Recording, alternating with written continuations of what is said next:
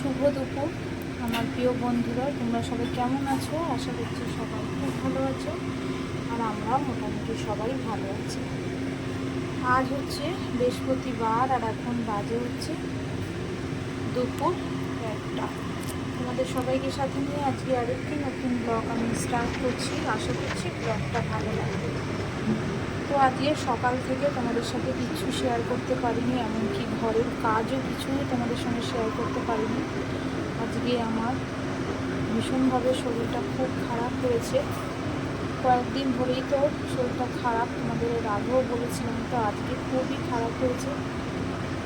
তো আর তোমাদের সঙ্গে সকালবেলা যে ঘরের কাজগুলি করেছি, কোনো রকমভাবে করেছি, ইচ্ছে একদমই করছিল না, কিন্তু উপায় নেই। একটা যখন ব্লগের চ্যানেল খুলেছি, তোমরা জানো, কিছু একটু যদি না দেখাই তো আমার আজকের ব্লগটা আমি আর দিতে পারবো না। তাই একটু শেয়ার করা। তো তোমাদের দাদাভাই কিন্তু মাছ নিয়ে এসেছিলো, কাতলা মাছ, সেটাও করে নিয়েছি, সেটা আর দেখাইনি। তো এখন যেগুলি করবো সেগুলি একটু দেখাচ্ছি। দেখো, এটা হচ্ছে মটর ডালের বড়ার তরকারি করবো। আলু কেটে দিয়েছে শাশুড়ি, আর মশলাটা করে নিয়েছি। আর মাছের ডিম এনেছে, বলেছে একটু পেঁয়াজ দিয়ে বড়ার মতন ভাজবে। তো সেটা ভালো করে ধুয়ে নিয়েছি। পেঁয়াজ কাটা হয়নি, পেঁয়াজটা কেটে লঙ্কা দিয়ে রসুন দিয়ে মেখে বড়া তৈরি করবো। আর এখানে হচ্ছে দেখো শাক ভাজা, শাক ভাজা না, শাকটা ভাজবো। দেখো আবল তাবল কথা বলে ফেলছি। শরীরটা একটু খুবই খারাপ হয়েছে বন্ধুরা। তো 2-1 দিন হয়তো এরকম থাকবে, তারপরে ভালো ঠিকই হয়ে যাবে। আর তোমাদের মতন এত ভালো ভালো আমার বন্ধু আছে, তো আমাকে তো ভালো হতেই হবে, তাই না বলো? তো চলো, তোমরা দেখতে থেকো, আর প্লিজ আমার সাথে থেকো।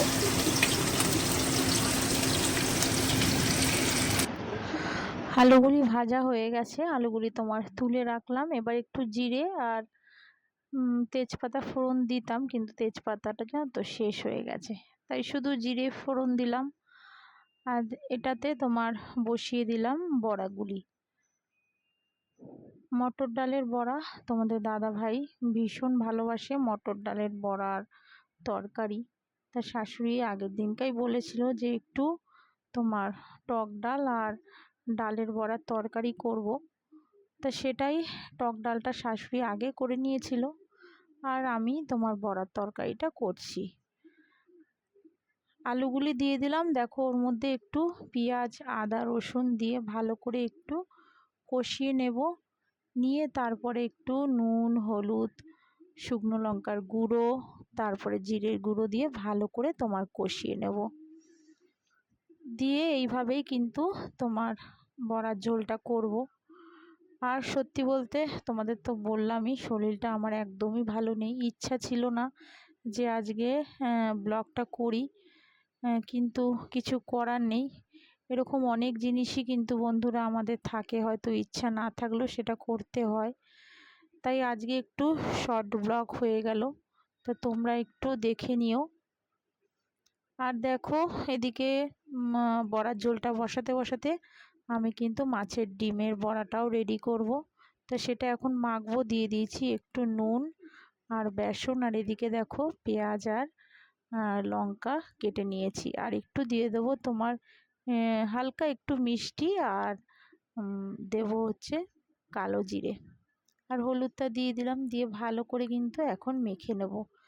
মেখে নিয়েই করব বড়া ভাজা। সেরকম একটা তোমাদের দাদাভাই কিন্তু ভালোবাসে না, কিন্তু আজকে হঠাৎ করেই বললো একটু বড়া ভেজো, পেঁয়াজ দিয়ে খেতে ইচ্ছা করছে। তাই ভেবেছিলাম একবার রেখে দিই, করব না আজকে, কিন্তু তারপরেও ভাবলাম যে থাক, বলেছে যখন তাহলে করেই দিই একটু। তো সেরকম অল্প করেই করছি, কিছুটা কিন্তু আবার ফ্রিজে রেখে দিয়েছি, সব করিনি। দেখো ভালো করে একটু মেখে নিচ্ছি। মেখে নিয়েই তারপরে বড়াগুলি ভাজবো। আর টক ডাল তো আছেই, টক ডালের সাথে কিন্তু এরকম মাছের ডিমের বড়া খেতে কিন্তু বেশ লাগে।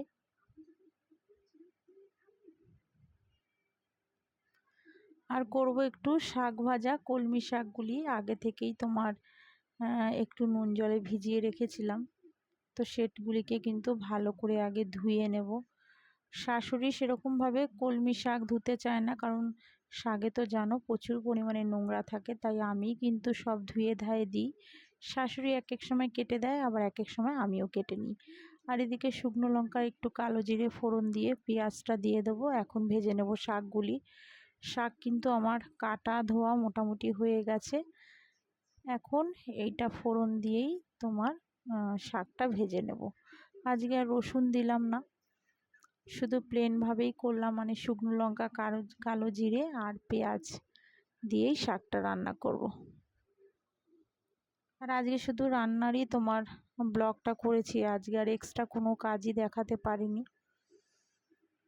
ঘরের কাজগুলি তো মোটামুটি তোমার হয়ে গেছিলো, আগেই করে নিয়েছি।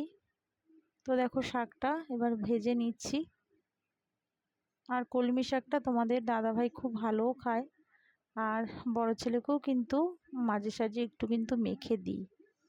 তো রান্না বান্না পুরো কমপ্লিট হয়ে গেছে। দেখো কি কি রান্না করলাম। তো এটা হচ্ছে মাছটা, এই মাছটা কিন্তু আগে তোমাদের রান্নাটা আমি দেখাইনি। মাছটা করে নিয়েছিলাম মাছের ঝাল, আর এর মধ্যে কিন্তু দুটো ডিমের অমলেটও দেওয়া আছে, কারণ ছেলে তো কাতলা মাছ খায় না, তোমাদের আগেই বলেছি। তা মাছটা একদমই পেঁয়াজ দিয়েই ঝাল করেছিলাম। আর এদিকে কলমি শাকটা ভাজা। তো ছেলেকে দিয়েছিলাম, দেখো ছেলে খায়নি, আবার তুলে কিন্তু এর মধ্যে রেখেছি, যার জন্য দু একটা ভাতও লেগে রয়েছে। আর এই দেখো এটা হচ্ছে সেই মাছের ডিমের বড়াটা, বড়াগুলি হয়ে গেছে, কন্টেনারটার মধ্যে রেখেছি। আর এটা হচ্ছে বড়ার তরকারিটা। আর শাশুড়ি তো বললাম একটু টক ডাল করেছে। তো এতক্ষণে যারা আমার ব্লগটা দেখছো সেসব বন্ধুদের বলছি, যারা এখনও আমার চ্যানেলটা সাবস্ক্রাইব করোনি, তো তারা একটু প্লিজ করে দিও, আমাকে একটু সাহায্য করো। আর যেসব বন্ধুরা করে রেখেছো তাদের তো অসংখ্য ধন্যবাদ আর অনেক অনেক ভালোবাসা। তাহলে চলো বন্ধুরা, আজকের মতন ব্লগটা এখানেই শেষ করলাম। আবার দেখা হচ্ছে আগামীকাল আরেকটি নতুন ব্লগের সাথে। তো তাহলে আজকের মতন সবাইকে টাটা।